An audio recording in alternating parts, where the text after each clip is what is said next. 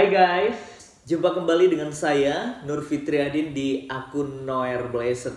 Kiranya melalui video yang diunggah oleh akun ini boleh menjadi berkat bagi setiap kita. Dalam video kali ini kita akan membahas tentang pernyataan unik ya dari Nora dan Ucup PI.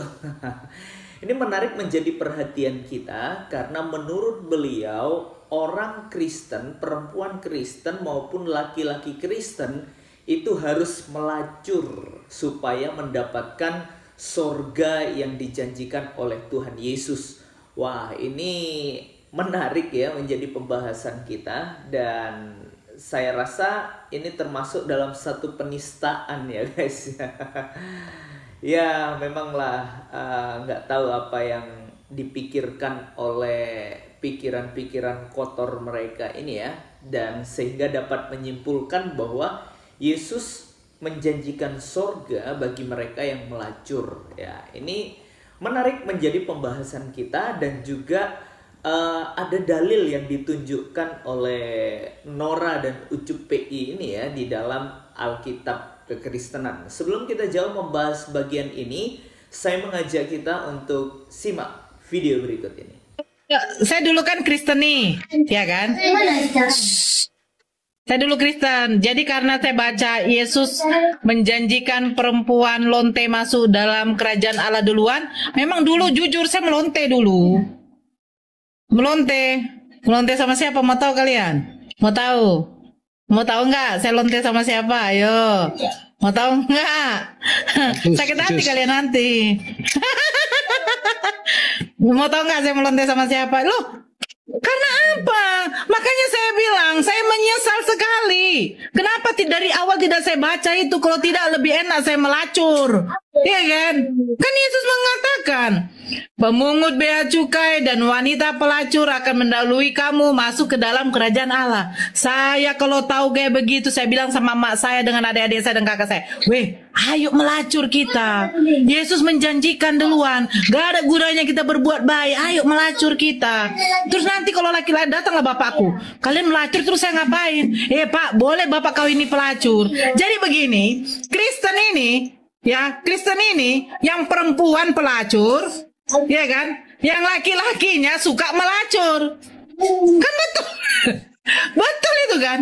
Betul. Makanya si Lina Wijaya itu adalah pelacur. Loh, buktinya apa? Kalau kalian ingin masuk kerajaan Allah duluan, melacur. Ya? Terus kalau laki-lakinya yang Kristen mau kawin sama lonte nggak apa-apa. Karena diperbolehkan. Gitu. Selain ada 100 istri, di surganya Kristen ini menurut kitab dia sendiri, itu pemungut cukai dan pelacur itu masuk surga duluan. Nah, ini saya tampilkan pasalnya di samping. Antum bisa baca semuanya. Nah, orang ini mungkin serakah gitu bagi saya. Padahal sudah dikasih 100 istri, plus ya pesundal-pesundal, tapi gak pernah puas kali ya. Di Islam cuma 72 bidadari, sedangkan di tempat mereka udah 100 istri plus pesundal. Baru saja kita menyaksikan pernyataan atau statement dari Nora dan Ucup PI ya tentang bagaimana orang Kristen supaya masuk surga bahwa dia harus melacur, yang intinya begitu ya. Dan di surga akan mendapatkan 100 istri ya. Saya sudah membahasnya itu.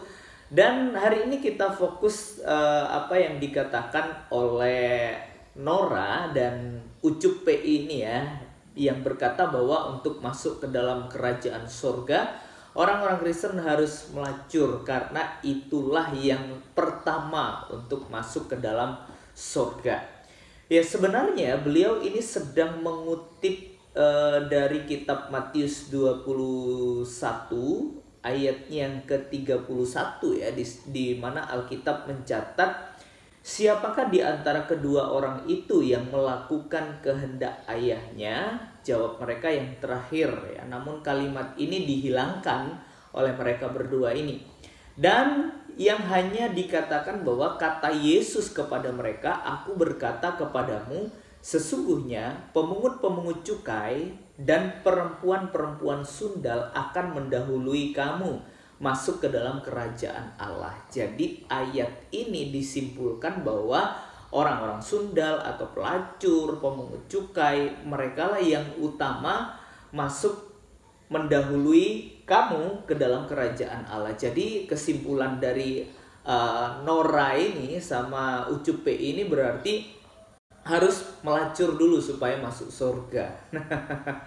Ini menarik menjadi pembahasan kita ya. Saya berkata bahwa kalau Anda dulunya melacur, jangan bawa-bawa iman kekristenan, karena iman kekristenan tidak mengajarkan hal yang demikian.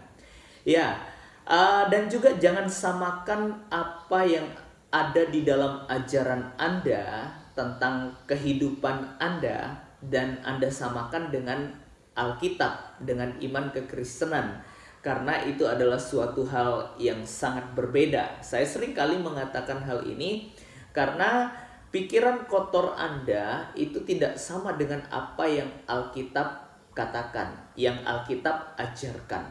Mari kita bahas bagian ini. Sebenarnya perikop ini jelas, yaitu perumpamaan tentang dua orang anak. Nah, ini perhatikan ya. Jangan Anda yang buta huruf ini, yang buta konteks ini, memahami Alkitab tanpa melihat konteks Yesus sedang berbicara apa. Mari kita bahas. Di dalam ayat yang ke-28 di situ dituliskan, tetapi apakah pendapatmu tentang ini? Seorang mempunyai dua anak laki-laki, ia pergi kepada anak yang sulung dan berkata, anakku, pergi dan bekerjalah hari ini dalam kebun anggur. Jawab anak itu, baik Bapak, tetapi ia tidak pergi. Perhatikan ya, ini anak pertama.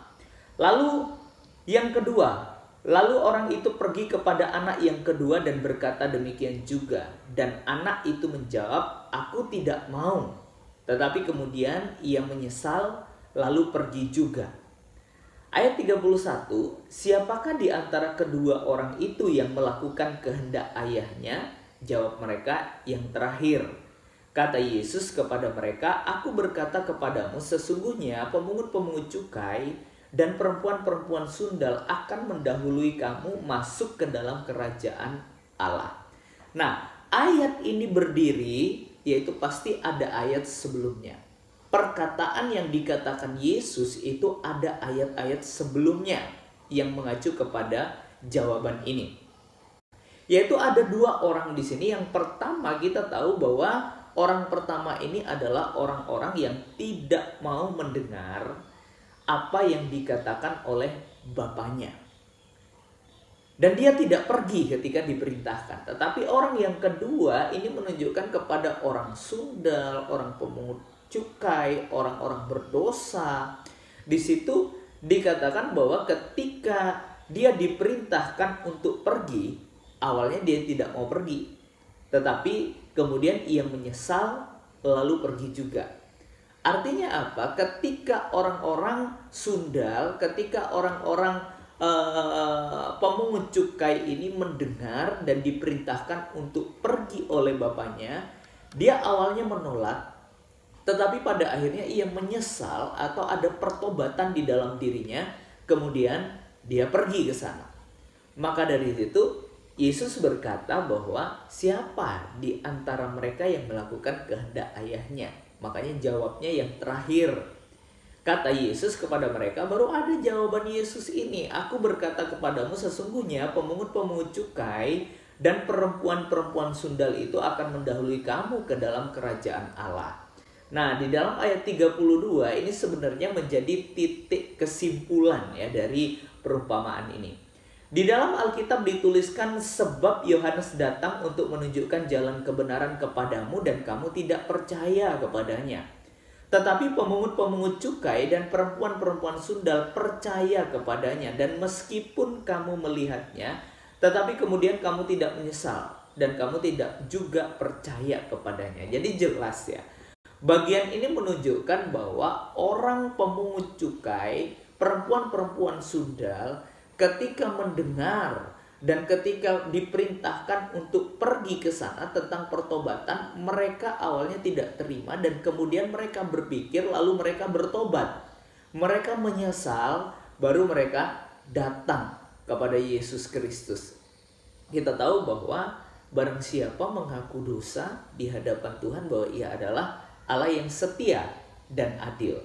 Maka dari situ jangan Anda menafsirkan sepotong ayat lalu diambil kesimpulan bahwa pemungut cukai dan perempuan sundal atau pelacur akan mendahului kamu ke dalam kerajaan Allah. Bukan itu maksudnya. Ingat bahwa ajaran kekristenan tidak sama dengan ajaran yang dipercaya oleh Anda. Jika ajaran Anda mengizinkan untuk poligami, mengizinkan untuk hal-hal yang lain, itu urusan Anda.